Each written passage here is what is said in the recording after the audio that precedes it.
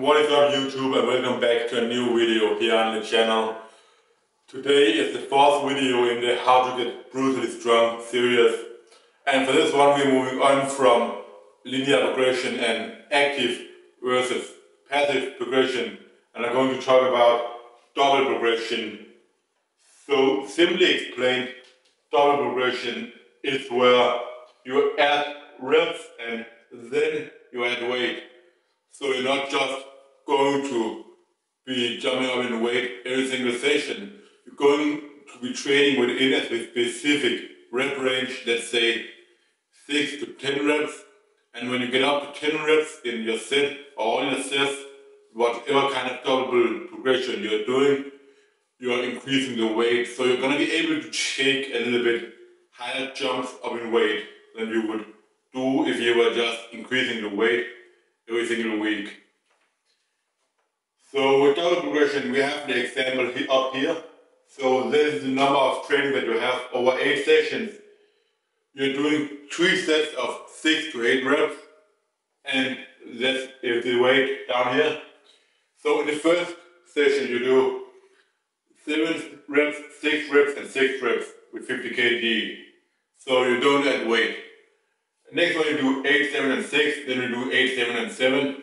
And in the fourth training here you do 3 sets of 8 reps. So doing those 3 sets of 8 reps means that you're now jumping up in weight the next training. You can see that this is a 10% increase in weight. So it's quite a big increase. But we also know that because we have actually gotten stronger, we're able to take bigger increases up in weight than if you were just jumping up in weight every time, every training, just 8 reps up in weight, 8 reps up in weight and so on. Because the reps here go from 8 back down to 6.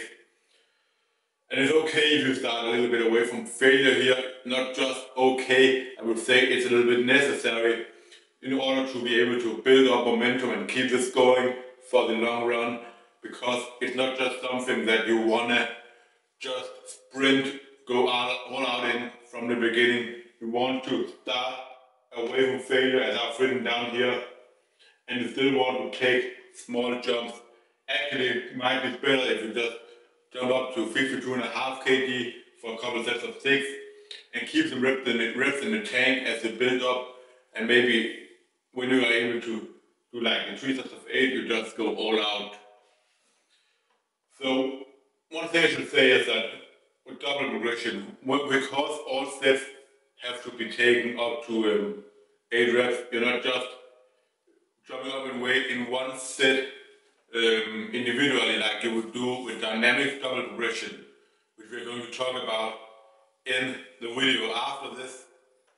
So what happens is that the 2 first sets here, they're not going to be the failure, which is great.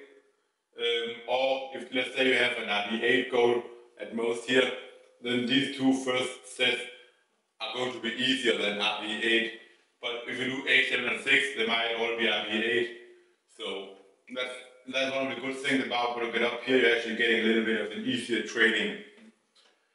And then again, you jump back down with sets of 6, you build back up slowly here. You can see 7, 7, 6, 8, 7, 6, 8, 7, 7. And you might have a week where you don't even manage to progress, but that is fine. There's always going to be good and bad days, depending on your life, how your sleep has been. Maybe you have more stress from work, you had to move, you had something going on that meant that training was not really the first priority, and you couldn't progress as you usually would.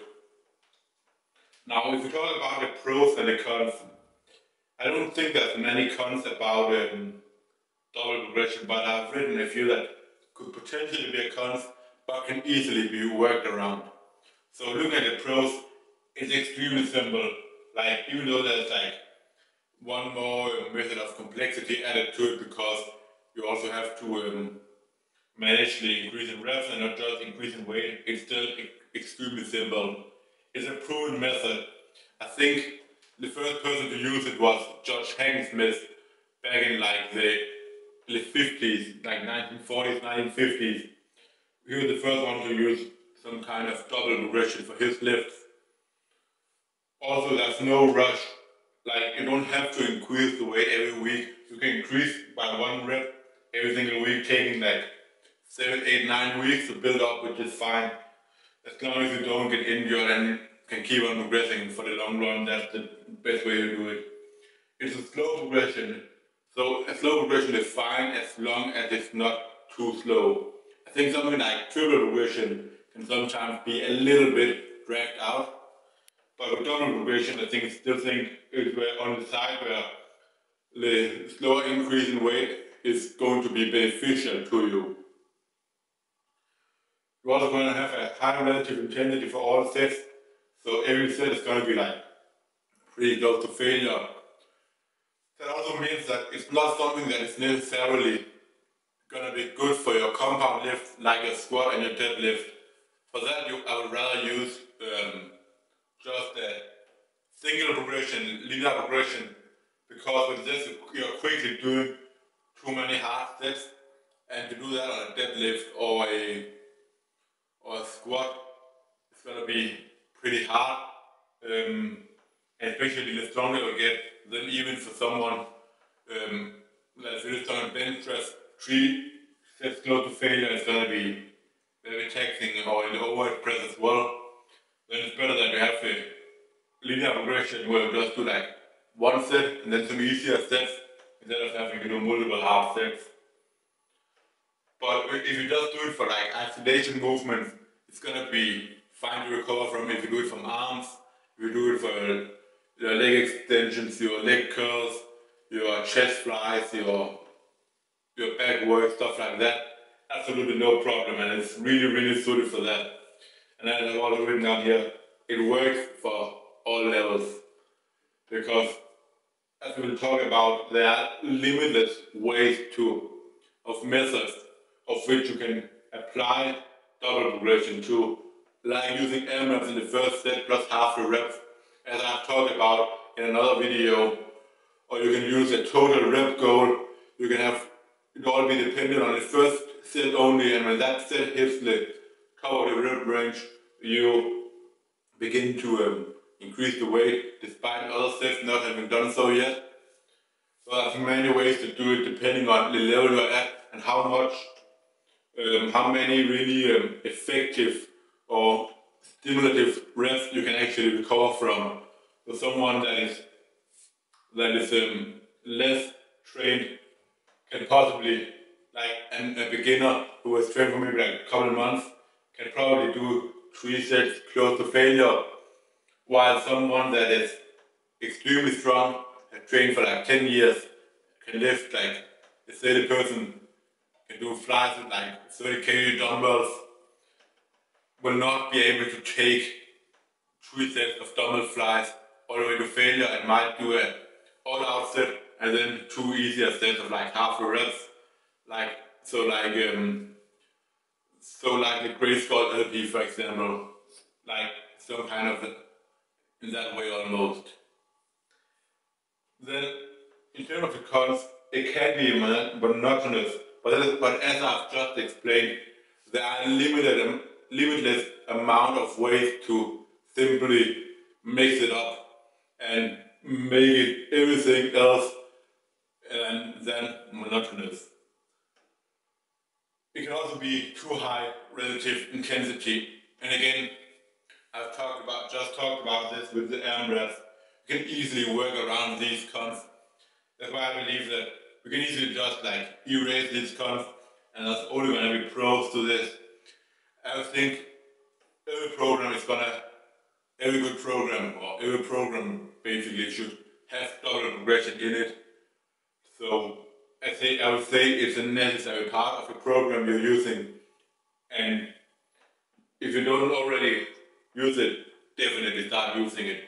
Alright, let's now take a look at some of the methods of double progression that you can use. As I mentioned before, there are a lot of different ways to use double progression, because the only thing double progression really says anything about is how many variables we are playing around with out of the 3 that we have. So the sets, the reps, and the weight. And usually it's going to be working with the reps and the weight. If you're working with the weight and the sets, or reps and sets instead, it's gonna be volumizing because we are having a bigger increase in workload, and talking about that would be for another time. So different double progression structures basically means that we are working with the things within, like how we are setting up the working sets that we are doing, because we have a lot of different methods that we can use, such as AMRAPs or ascending sets, or we can use like working for a total rep goal. We can also use a top set plus back off sets, or we can use straight sets. So they're basically methods that you can use within the progression, but we're still gonna progress once by increasing the reps and then the weight, but just in different ways. So I've written up a few of them here, and don't get discouraged if you can't read this. I'll explain it all in depth. So first up, we have double progression with a total rep goal. So let's say the goal is 30 reps. You're still doing 3 sets. So in the first session you do 9, 9 and 8 reps. So that's a total of 26. In the next you get 10, 9, 9. That's a total of 28. Then you get 10, 10, 9 and 11, 10, 9 in the fourth session here. So now you have hit 30 reps and you increase the weight the next week after that, and keep on going until you hit a total of 30 reps again. So when we're using this, there's no rep range, you're just building up until you hit a certain amount of reps, which is good because it keeps by doing this you keep the intensity high, because you'll never get to the point where you're doing 3 sets of 10, for example, and the last set is not to failure. Here everything is going to be to failure or the same RPE that you have set up. So this is something that I would usually use for arms the most of the time, or any like isolation. I wouldn't do this for any compounds. Then we have last set AMRAP, so we're using 8 to 12 reps here. So we have a standard amount of reps we're performing in the first set. So you're doing 6, 6 and 9 in the first week, then 6, 6, 10, 6, 6, 11, 6, 6, 12. When you get 12 reps, you increase the weight and basically do it again. So with this, we're getting in a lot of easy sets, which is fine. And I would use this for more stuff like compound movements, or maybe not like deadlift, but you can use it for like Romanian deadlift. You can just have this set being like 1 rep with some failure, and just having this one high stimulus set, it's gonna be enough for you to grow, like undoubtedly, in an exercise like that. And you can even have 3 or 4 sets that are easy first, just to get in some extra work, which, as I've mentioned countless of times here on the channel, it's not gonna be jump volume, because it's still in like 85–90% of your capabilities. So it's gonna be really, really good for you to work on technique and stuff like that. Yeah, so the next one is going to be AMRAP plus half the reps. So this one is going to be a little bit more difficult, because now let's say you're doing 8 to 12 reps, you're doing 8, 4, 4, 9, 4, 4 and so on, and 10, 5, 5, 10, 6, 5. And if you don't get more for 1 week, you basically can just increase the reps in one of the half rep sets. So instead of doing half of the reps, so instead of doing 10, 5, 5, for 2 weeks in a row, you do 10, 6, 5, if that makes sense. Now, because you're doing the AMRAP set as the first set, that means actually here, the next 2 sets are going to be really, really hard as well. While over here, you had like 3 reps in reserve, 4 reps in reserve for this.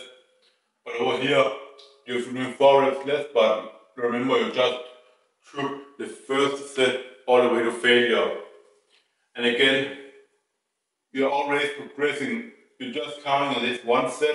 When that set hits the top of your rep range, you increase the weight. It's not when all of the sets are out there, because that's not the point. We're only focusing on that one set only. So again, here we have first set the size, so this is a little bit different. Now we have this is where you go all out in all sets basically, but without a total rep goal. So basically, just like with this, you're going to the high APE on all sets, or going all the way to failure. But instead of having a total rep goal, you now have a rep range of 10 to 15. So let's say in the first training you get 11, 9 and 7 reps, and you get 12, 10 and 7, then you get 13, 10 and 9, and then you really in the fourth session go all out and hit 15, 11 and 12. As I was supposed to write in 55 here. So for this one here, we have 50 here, and then for this one over here, you're going to be up at 55, and for this one here as well, you're going to be up at 55 kg. So it's only when the first set hits the top of the rep range you move up. Some of you might already be aware of what double progression is, and this is still different from double progression, because what dynamic double progression is, and this is still different from dynamic double progression, because in dynamic double progression, when we're using that, instead of all sets going up, when you hit the top of the rep range here, it would only be that one set that increases in weight. So we're going to be using 55 kg for the first set here, but then for the two other sets, you would still be using 50 kg and would only be going up in weight when those two sets, like one of those sets hits the top of the rep range. Also, with this, the rep range only counts for the first set, so you are allowed to drop below the rep range for the other sets. So you can see you get 9 and 8, 8 and 7, 9, 7, 7 reps here, 9 reps here, which is no problem at all. Just remember this is going to be one of the harder double progression structures that you can probably use. Now, as I've written here, increase weight for all sets when first set hit the top of the rep range. Now the last one we have is double progression with a top set. And here you're going to be doing 8 to 12 reps for the first set, and then for the back off sets, you remove like 10 to 15% of the weight, depending on the exercise that you're doing. For lower body, I would say like remove a little bit more. For isolation, 10% is going to be fine. So you can see here, the first training we're doing 8 with 50 kg in the first set, and then the back off sets 8 with 45 in the back off. Then you're doing 9, 9, 9, 10, 10, 10, and now we're going all the way up to 12. You hit 3 sets of 12 here. So you're doing 12 with 50 kg and drop off 10%, which should give you around like 4 reps more, which would allow you to hit 12 reps on the 2 remaining sets as well. And after that, you basically increase the weight. So now you're doing 55 kg on the first set, and then 49.5 on the following 2 sets. So here you have it basically. Like, this is why I don't believe it is really that monotonous, and that it can really work for all levels, because you can see, like, we have some stuff over here. It's going to be more intense with all of the sets taken close to failure, which for more advanced athletes, even it's probably going to be too hard for. It's definitely going to be too difficult in something like a squat, and a deadlift, and probably also a bench press. But can definitely be used for all of the accessible work, for the arms, maybe for the chest as well, in some cases, and for the back maybe as well. Then we have these two that are less hard, with this one over here, this one here in the middle, being the least hard. We can even choose to not take the last set all the way to failure, where you're getting in a lot of practice, which for beginners is going to be absolutely fine still, because you have that last stimulating set. But also for more advanced athletes, are going to be totally doable, because the progression is going to be slow. You're not increasing the weight every single week, and also you have all of that technique work. You don't have a bunch of hard sets. You can decide if you want to take the last set to failure or not, which is going to be huge. Then this one here, which is a little bit harder, but almost identical to this. And then this one here, which is going to allow you to get in a few more reps, because you decrease the weight and keep on going. So for the next video, we will talk about I will talk about dynamic double progression, and actually also triple progression. So look forward to that and stay tuned on the channel. If you are enjoying the series, remember to leave a like and subscribe to the channel. I'm out.